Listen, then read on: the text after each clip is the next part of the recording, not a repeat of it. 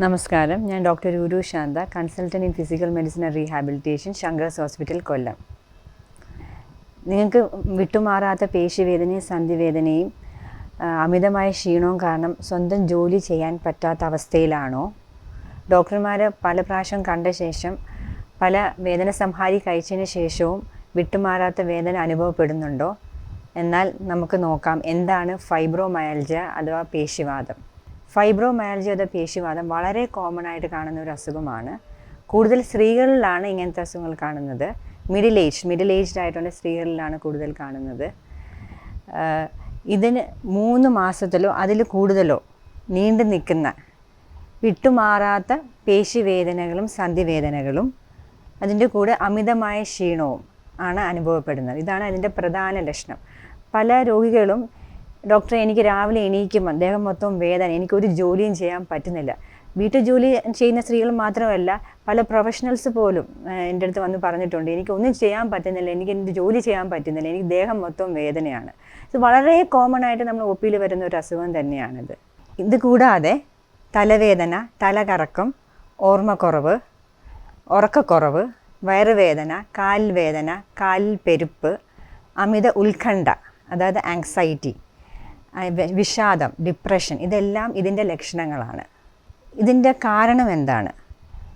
Genetic and environmental factors എന്ന് പറയും. അതായത് നമുക്ക് ഉണ്ടാവുന്ന ഫിസിക്കൽ ആൻഡ് മെൻ്റൽ സ്ട്രെസ്സ്, അതായത് മാനസിക സമ്മർദ്ദം, മാനസിക അസുഖങ്ങൾ, മറ്റ് ക്രോണിക് പെയിൻ ഉണ്ടാക്കുന്ന അസുഖങ്ങൾ ലൈക്ക് റൊമറ്റോയ്ഡ് ആർത്രൈറ്റിസ് പോലുള്ള അസുഖത്തിൻ്റെ കൂടെ ഫൈബ്രോമയാൽജിയ ഉണ്ടാകാം.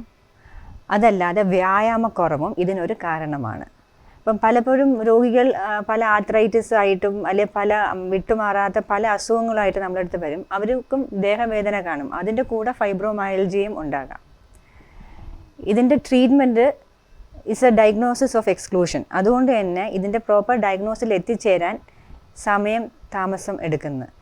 അപ്പോൾ ബാക്കി രോഗങ്ങൾ, പല ക്രോണിക് പെയിൻസിൻ്റെ പല അസുഖങ്ങൾ, ഇപ്പോൾ ഡിസ്ക് ഉണ്ടാക്കാം, ഡിസ്ക് കാരണം നമുക്ക് പുറം വേദന വരാം, അല്ലെങ്കിൽ തേയ്മാനം കാരണം വരാം. അങ്ങനെ പല അസുഖങ്ങൾ കാരണം നമുക്ക് അതെല്ലാം നമ്മളൊരു MRIയോ എക്സ്റേ എടുത്ത് നമ്മൾ റൂൾ ഔട്ട് ചെയ്ത് വേണ്ട ബ്ലഡ് ടെസ്റ്റുകൾ ചെയ്ത് വേറെ ആർത്രൈറ്റിസ് ഇല്ല എന്നുള്ള റൂൾ ഔട്ട് ചെയ്തിട്ട് മാത്രമാണ് ഫൈബ്രോമയാൽജിയയിലൊരു ഡയഗ്നോസിലോട്ട് വരുന്നത്.